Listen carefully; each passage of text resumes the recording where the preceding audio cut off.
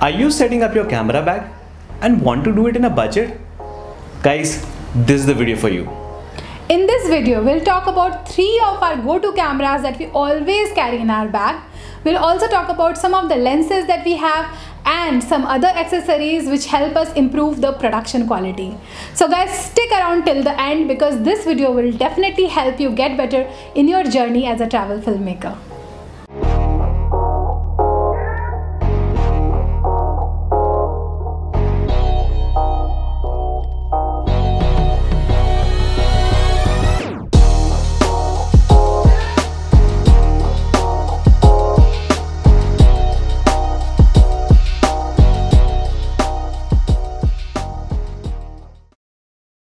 Hey guys! Welcome to Wanderlasting Couple. I'm Runa. And I'm Gaurav. We create a lot of travel related content like travel vlogs, travel videos. We also share a lot of tips and tricks related to travel and itineraries. So if you are new here, please consider subscribing to our channel. And hit the bell icon. In this video, we are going to share all the camera gear that we use and we'll also share the link to buy all these products in the description box below. We have also created an ebook with a lot of tips and tricks on how to use these cameras in different situations. So please don't forget to check the description box and download the ebook for free. We will start with our camera bag, which is the Lowepro 150 BP DSLR camera backpack. Lowepro is into manufacturing of camera bags and backpacks. They have been doing this for a very long period of time and they've got a whole range of camera bags. This one is a starting range, but it's extremely useful and is of very good quality. We have been using this bag for all our trips since last 2 years and we have never had any issues. Pros: it's handy, it's not expensive, and it's easy to carry. You can store it at smaller places. And frankly, if you're going for short assignments and hikes, it's one of the best bags that you can carry along. The only thing that is a con in a bag is that it misses a side slit from where you can pull out your camera without opening it fully, even when it's on your back. Coming to the main cameras, the camera that we are using currently is the first camera that we ever bought, which is the Canon 700D DSLR. We bought it around 4 to 5 years back for 35,000 rupees and it is the camera that we are still using. This is when we truly fell in love with photography and videography. This camera came with 2 lenses, 18 to 55 mm and 55 to 250 mm. We just loved how the camera performed for photos. Having said that, today I can't say that this is the best for videos, but it surely does the job. It can shoot at 50 frames per second at 750p and 24 frames per second at 1080p. Although the autofocus is okay, the touch screen is quite good.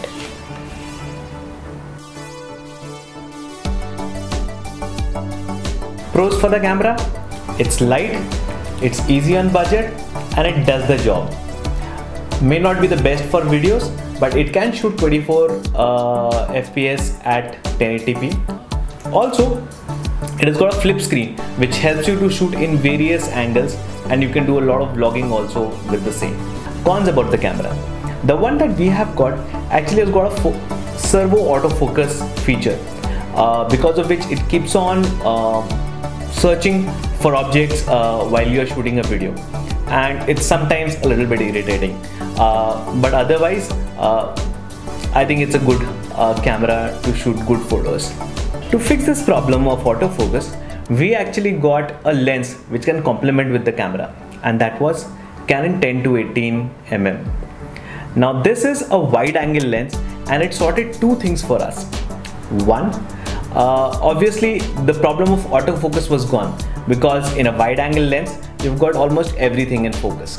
The second problem that it solved was the problem of camera shake. When you shoot on a wide angle lens, you can fix some bit of camera shake in post-production. Pros for the lens: it is light, it is easy on pocket, and it's a great lens for vlogging. You can also use it for amazing landscape shots. Cons: because of f-stop of 4.5, it is a fairly small aperture that the lens has, and hence it becomes unusable in low light conditions. Also, the background blur on images and videos is not so great. Over a period of time, we realized that blurry background makes such beautiful photos and videos. So we got ourselves a prime lens, which is Canon 50mm or Nifty 50. This is one of the most amazing lenses for the portraits. It gives you a nice blurry background and super sharp images. Also, due to the 1.2 aperture, it's a very fast lens. It works extremely good in low light conditions. The video capabilities are also great. So the pros of this lens is it gives you amazing portrait shots with blurry background.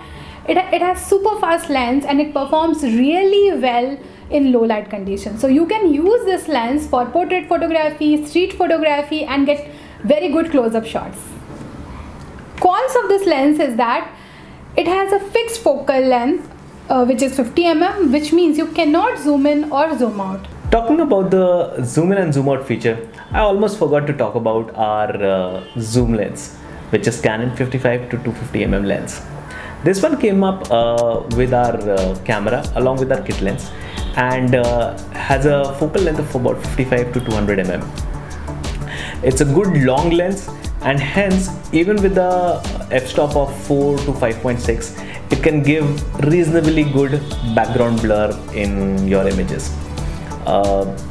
But as all zoom lenses have this feature, it brings the backgrounds kind of closer to the subjects in your images. Pros of the lens: it is good for long shots, especially like wildlife photography or subjects which are at a distance from you. The cons of the lens is that it's not the best for videography because due to the long focal length, there is a lot of camera shake in the lens. We were facing another issue which we wanted to resolve, and that was camera shake. So we invested in a tripod. Our first tripod was Manfrotto B-Free, which we are still using. It has got a very good build quality, it's easy to set up and it comes with the equalizer bubble. So we are never off the horizon, and the best part is that we both can be in the same frame at one time. Absolutely. Now the pros of the tripod. It comes with a fluid head, so panning and tilting shots are very smooth. It is very sturdy, so it is good for your camera, and it is foldable, so you can easily fold it and carry it along when you are traveling. The only con that I feel is that the bubble head is difficult to view with camera on top and it's slightly tight to adjust. Frankly, we use our tripod a lot. We use it for our long exposure shots, we use it for our time lapses, and especially when both of us need to be in the same shot, like this one. Yes. This brings us to our second camera, which is Canon G7X Mark II. This is our vlogging camera and we never leave our house without it. While it's a point and shoot camera, it has amazing capabilities. It can shoot 60 FPS at 1080p. We shoot a lot of time lapses with this one and all of them turns out to be amazing. It's a small and light camera which you can carry in your pocket.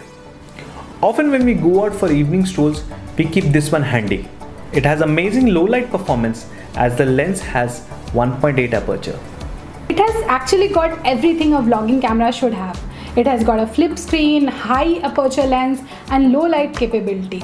The autofocus is super smooth and can track your face. It has got nice zoom as well if you want to take close-up shots. We almost shot all the videos of our New Zealand trip with this one. The pros of the camera are many. It's one of the best vlogging cameras. It can shoot 1080p at 60 frames per second.